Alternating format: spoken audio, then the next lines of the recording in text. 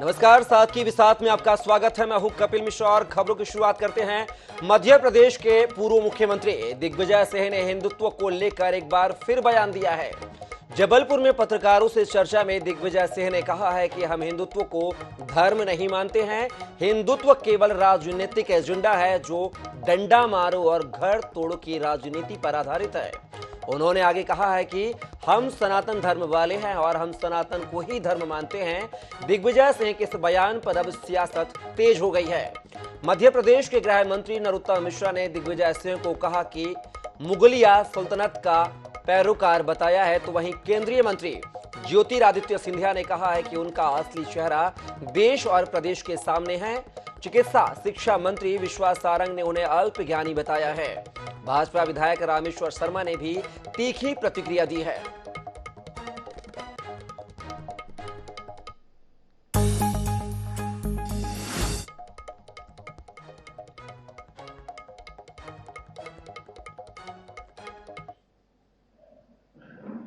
हम हिंदुत्व को धर्म नहीं मानते।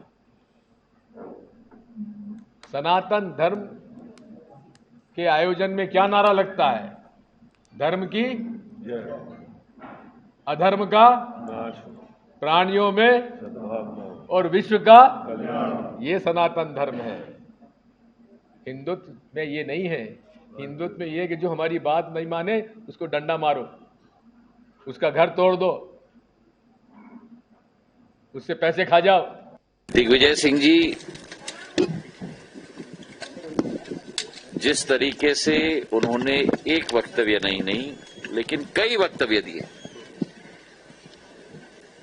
उनका असली चेहरा तो संपूर्ण प्रदेश की जनता और देश की जनता के सामने। आप और आपके चेले कभी हिंदू पे, कभी हिंदुत्व पे, कभी सनातन पर सवाल उठाते हो,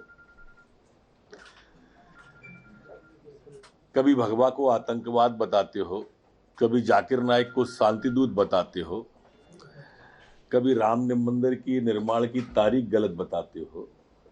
आपने कभी जेएमबी पे सवाल उठाया है? अभी हटके इतने आतंकवादी पकड़े गए, इन पे कभी आपने सवाल उठाया?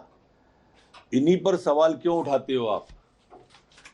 ये जानबूझ के उनकी आत्मा को दुखी करना, ठेस पहुंचाना और समाज को तोड़ने का कुत्सित प्रयास किया जा रहा है। दिग्विजय सिंह ने कहा, धर्म की जय हो, अधर्म का नाश हो, प्राणियों में सद्भाव हो और विश्व का कल्याण हो, और यही हिंदुत्व है। अल्पज्ञानी दिग्विजय सिंह हर समय से धर्म की विरोध में और खासकर हिंदू धर्म के विरोध में रहते हैं। आदि अनादिकाल से ऐसे तत्व रहे हैं। हम सतयुग की बात करें, द्वापर की बात करें, हर समय विघ्न संतोषी हुए हैं। ऐसे लोग हुए हैं जिन्होंने देवी देवताओं के यज्ञों को खत्म करने की कोशिश की, उसमें विध्वंस किया। अब उस समय उनको क्या कहा जाता था मैं ये तो नहीं बोलूँगा, पर कलयुग में ऐसे लोगों को दिग्विजय सिंह कहा जाता है। नहीं, दिग्विजय सिंह तो खुद हिंदू नहीं है, तो क्या हिंदुत्व सिखाएंगे? दिग्विजय सिंह को तो हिंदुत्व उसी तरह है। दिग्विजय सिंह ने कभी हिंदुत्व और सनातन पर तो व्याख्या कर ली, लेकिन दिग्विजय सिंह ने कभी जिहाद और इस्लाम पर व्याख्या की कि नहीं? उस पर करना चाहिए। आतंकवादियों पर और इस्लाम पर व्याख्या हुई कि नहीं दिग्विजय सिंह जी? दिग्विजय सिंह जी ये भारत का हिंदू धर्म, सनातन धर्म सहिष्णु है, इसलिए किसी की भी बदतमीजी सह लेता है। काश जैसी व्याख्या आप सनातन धर्म के बारे में कर रहे हो, ऐसी व्याख्या अगर दूसरे धर्मों के बारे में करते तो कपड़े तन पर नहीं होते। मध्य प्रदेश के पूर्व सीएम दिग्विजय सिंह का बड़ा बयान सामने आया है। गुना सीट से चुनाव लड़ने के सवाल पर दिग्गी ने कहा है कि पार्टी आदेश देगी तो चुनाव लड़ने को तैयार हूं। बता दें कि गुना ग्वालियर चंबल संभाग में आता है, जो केंद्रीय मंत्री ज्योतिरादित्य सिंधिया का गढ़ माना जाता है। अगर दिग्विजय सिंह यहां से चुनाव लड़ते हैं तो वह सीधे ज्योतिरादित्य सिंधिया को टक्कर देंगे। हालांकि अभी दिग्गी ने सिर्फ बयान ही दिया है। टिकट पर फैसला कांग्रेस के आला कमान लेंगे। जो आदेश होगा पार्टी का करूंगा। देखिए, मैं अभी राज्यसभा का सदस्य हूं, तो मुझे लड़ने की कोई आवश्यकता नहीं है, लेकिन पार्टी का सिपाही हूं, जो पार्टी आदेश देगी करूंगा। कांग्रेस के राज्यसभा सांसद दिग्विजय सिंह की मुश्किलें बढ़ सकती हैं। जबलपुर जिले की पनागर सीट से बीजेपी विधायक सुशील इंदु तिवारी ने दिग्विजय सिंह को मानहानि का नोटिस भेजा है। बता दें कि पूर्व सीएम दिग्विजय सिंह ने बीजेपी विधायक सुशील इंदु तिवारी पर पीडीएस के अनाज के घोटाले का आरोप लगाया था। दिग्विजय सिंह पर पलटवार करते हुए बीजेपी विधायक ने कहा है कि उन पर लगे सारे आरोप निराधार है। भाजपा विधायक ने चुनौती देते हुए कहा है कि दिग्विजय सिंह ने जो भी आरोप लगाए हैं उन्हें सिद्ध करें, नहीं तो वह कानूनी कार्रवाई करेंगे। भाजपा विधायक ने दिग्विजय सिंह को लीगल नोटिस जारी कर 7 दिन में जवाब मांगा है।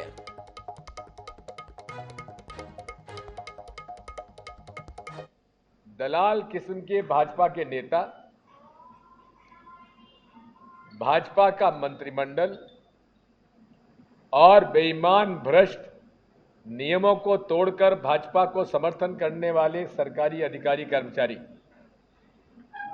इनकी प्राइवेट लिमिटेड कंपनी व्यवसाय कर रही है। रेत का ठेका उनके पास, मायने में गड़बड़ उनकी। जबलपुर के पनागर के माननीय विधायक इंदु तिवारी जी का पीडीएस का पूरा व्यवसाय, गरीबों को मिलने वाला अनाज 50 से 60% जो है बाजार में बिक रहा है। एक शब्द उसके बारे में ना तो मीडिया छाप रहा है, ना कोई उनके बारे में कुछ कह रहा है।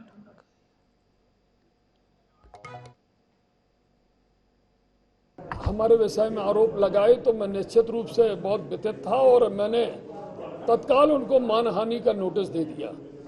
उन्होंने हमारी सरकार और हमारे प्रदेश के मंत्रियों के वो आरोप लगाए हैं।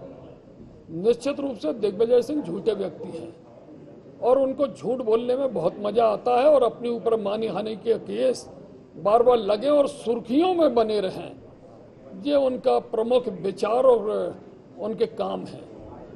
हम निश्चित रूप से 7 दिन का समय दिया हमने वैधानिक कार्रवाई का, और नोटिस में यदि उन्होंने सार्वजनिक माफी नहीं मांगी तो हम मानहानि का दावा करने जा रहे हैं। शिवराज कैबिनेट ने कई अहम फैसलों पर मुहर लगाई है। गृह मंत्री नरोत्तम मिश्रा ने बताया है कि अब ST/SC वर्ग के स्टूडेंट जिनके परिवार की सालाना आय 8 लाख रुपए है, उन्हें भी छात्रवृत्ति दी जाएगी। पहले आय सीमा 6 लाख रुपए सालाना थी। इसके अलावा मध्य प्रदेश की रेत खनन नीति में भी आंशिक संशोधन किया गया है। भोपाल के आसपास की पंचायतों में जमीनों के हस्तांतरण पर कोई टैक्स नहीं लगाया जाएगा। कैबिनेट ने मंदिर के पुजारियों के लिए अहम फैसला लिया है। सरकार के अधीन मंदिरों में 10 एकड़ तक की कृषि भूमि संलग्न होने पर उससे होने वाली आय का उपयोग पुजारी खुद कर सकेंगे। इसके अलावा शिवराज कैबिनेट में लाडली बहना योजना के लिए बजट की भी स्वीकृति दी गई है।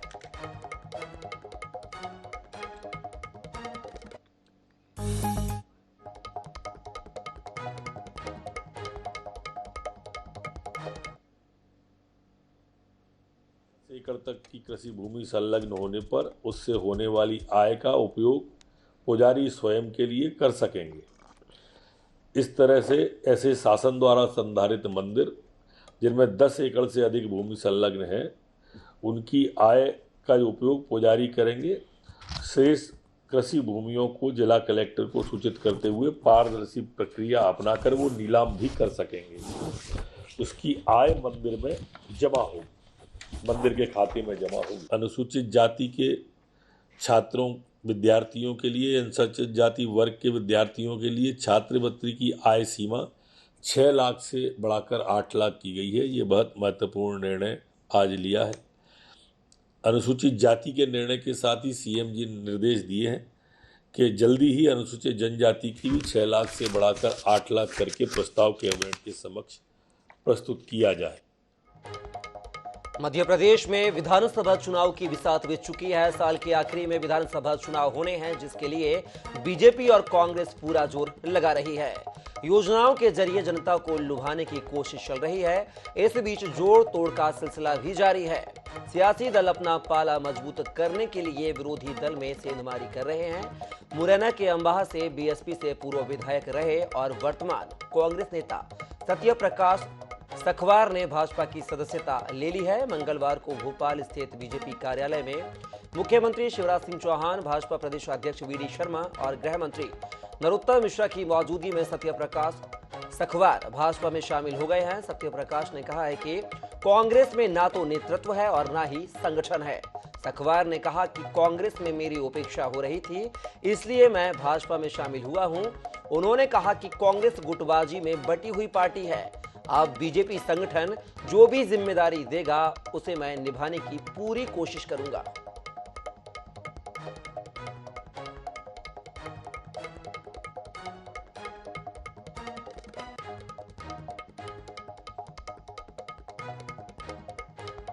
विधानसभा चुनाव से पहले कांग्रेस को एक बड़ा झटका लगा है। मुरैना से अंबा से पूर्व विधायक रहे हैं सत्य प्रकाश जी, उनसे बात करते हैं। सर, क्या कारण रहा आप आज बीजेपी में शामिल हुए?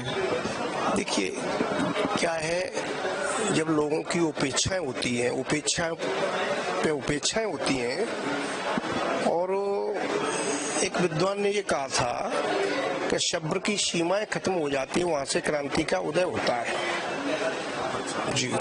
तो हमने बहुत सेवाएं दी हैं कांग्रेस को। हमने कांग्रेस के ऊपर हमने विवेक तनखा जी को ईमानदारी से, निष्ठा से हमने अपना वोट दे करके और हमने उनको सांसद बनाया और भी कुछ किया। तो हमारा इतना अधिकार नहीं बनता कि हम आपसे बात भी कर पाए। आप इतने बड़े हो गए, तो इस प्रकार के अपमान आदमी का होगा तो कोई बर्दाश्त नहीं करेगा। इतने साल से आप कांग्रेस में रहे हैं, क्या कुछ आपने इतने सालों में देखा जो कांग्रेस में कुछ है नहीं? कोई संगठन नहीं, कोई आदमी नहीं, कोई नेता नहीं, कोई प्लानिंग नहीं, कोई लक्ष्य नहीं। एक लक्ष्य होता है, कोई संगठन नहीं, कुछ भी नहीं। कुछ जानते ही नहीं काम करना कैसे काम होता है।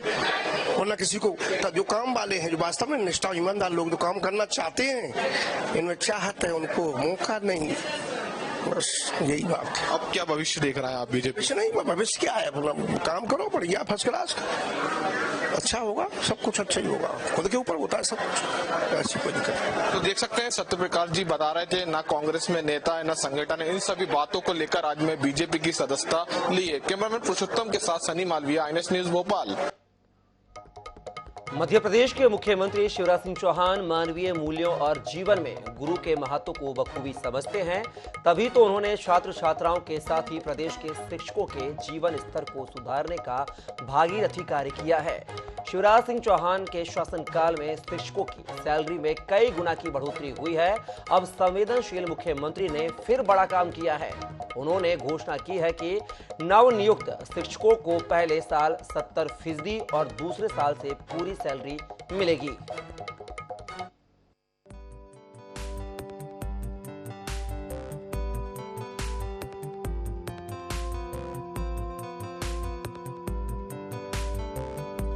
मध्य प्रदेश के विकास और संपन्नता को प्रतिबद्ध मुख्यमंत्री शिवराज सिंह चौहान ने मध्य प्रदेश की शिक्षकों की जिंदगी बदलने वाला फैसला लिया है। शिवराज सरकार ने तत्कालीन कमलनाथ सरकार के उस फैसले को पलट दिया है, जिसमें 3 से 4 साल तक सैलरी के अलग अलग स्लैब्स तैयार किए गए थे, जिसके तहत पहले साल 70, दूसरे साल 80, तीसरे साल 90 और चौथे साल 100% सैलरी देने की व्यवस्था थी।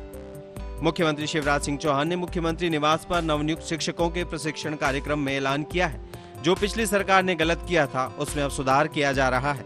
अब पहले साल 70% और दूसरे साल नवनियुक्त शिक्षकों को 100% सैलरी दी जाएगी। उन्होंने कहा कि सैलरी को 4 हिस्सों में बांटना न्याय संगत नहीं है। एक काम जो पिछली सरकार ने गलत किया था उसको मैं थोड़ा सुधार रहा हूं। अब पहले साल 70% और दूसरे साल 100% सैलरी दी जाएगी। ये 4 हिस्सों में बांटना मुझे तो न्याय नहीं लगता। तरसा तरसा के देना ये मुझे ठीक नहीं लगता। इसलिए पहला साल अपनी परीक्षा का है तो 70%, दूसरे साल अच्छा पढ़ाओ 100%। बोलो भारत माता की। अच्छे से पढ़ाओगे, आदर्श गुरु बनोगे तो मैं तुमसे बढ़ाऊं। इसलिए मामा की बहुत बहुत शुभकामनाएं। मुख्यमंत्री शिवराज सिंह चौहान ने प्रदेश के नवनियुक्त शिक्षकों के प्रशिक्षण कार्यक्रम में शिक्षकों को नियुक्ति पत्र भी वितरित किए। स्कूल शिक्षकों के साथ शिवराज, पिछली सरकार ने जो गलती की थी उसे ठीक करने जा रहा हूं। शिवराज, नए शिक्षकों को पहले साल 70 और दूसरे साल 100% सैलरी मिलेगी। 4 हिस्सों में सैलरी बांटना मुझे तो न्याय नहीं लगता। पहला साल परिवीक्षा का है तो 70% सैलरी, अच्छा पढ़ाओ तो अगले साल 100% सैलरी। अब पूरी सैलरी के लिए शिक्षकों को 4 साल की प्रतीक्षा नहीं करनी होगी। 2021 से लेकर अब तक 60,000 से अधिक शिक्षकों की नियुक्ति। हर जिले में औसतन 1,000 से अधिक शिक्षकों की नियुक्ति। जनहितैषी मुख्यमंत्री शिवराज सिंह के फैसले से मध्य प्रदेश के शिक्षक बेहद खुश हैं और खुले मन से मुख्यमंत्री और सरकार की तारीफ कर रहे हैं। माननीय शिवराज सिंह चौहान द्वारा 12 अप्रैल 2023 को नवनियुक्त शिक्षकों को प्राथमिक, माध्यमिक और उच्च माध्यमिक शिक्षकों के लिए जो कमलनाथ सरकार के द्वारा 70, 80, 90 और चौथी साल में 100% वेतन की बात कही गई थी, वो शिवराज सिंह चौहान ने नकारते हुए पहली साल 70% और दूसरी साल उन्होंने कहा है कि हम 100% जो वेतन है ना वो प्रोवाइड कराएंगे, उपलब्ध कराएंगे उन लोगों के लिए। और उन्होंने कहा कि प्रदेश के जितने भी नवनियुक्त शिक्षक हैं उन्हें 1 साल की परिवीक्षा अवधि के बाद उन्हें परमानेंट कर दिया जाएगा। सरकार की जो पहल है काफ़ी सराहनीय है और जो 4 साल तक की परिवीक्षा अवधि से गुजरना पड़ता था वो अब परिवीक्षा अवधि 1 साल की कर दी गई है। और मैं धन्यवाद करती हूँ कि मैं मध्य प्रदेश की निवासी हूँ और मैं एक लड़की हूँ जिसको बहुत सारी सुविधाएं हैं, जैसे लाडली लक्ष्मी योजना, लाडली बहना योजना, ये सब। और बहुत धन्यवाद धन्यवाद धन्यवाद। Today we got a gift from our honorable Chief Minister Shivraj Singh that we are getting 100% salary from second year. It's just a wonderful gift for us and we are very happy to got this gift from our honorable. इस तरीके से उन्होंने हमें इस जगह पर पहुंचने का मौका दिया और जो हमारी एमपी सरकार पढ़ाई के लिए जो कर रही है उसके लिए भी मैं मुख्यमंत्री जी को बहुत बहुत धन्यवाद देना चाहूँगी। और सबसे ज़्यादा सभी के लिए, आपने भी देखा होगा कि हॉल में जो तालियों की गड़गड़ाहट हुई थी कि हमारी परीक्षा अवधि 1 साल की गई और 70% सैलरी हमें पहले ईयर में मिलेगी और 100% से, उसके लिए बहुत बहुत धन्यवाद देना चाहूँगी। मध्य प्रदेश की शिवराज सरकार ने इस साल 1 लाख से अधिक खाली पदों पर भर्ती का लक्ष्य रखा है। इस साल के अंत तक 60,000 शिक्षकों की नियुक्ति का लक्ष्य है। शायद शिवराज सरकार के इन्हीं प्रयासों का नतीजा है कि मध्य प्रदेश शिक्षा सर्वे में देश में 17वें स्थान से छलांग लगाकर 5वें स्थान पर आ गया है। शिक्षा की गुणवत्ता की दृष्टि से मध्य प्रदेश की यह बड़ी उपलब्धि है। शिवराज सिंह चौहान के नेतृत्व में मध्य प्रदेश के बिना शोर मचाए उपलब्धि हासिल की है। भोपाल से मनीष त्रिपाठी की रिपोर्ट।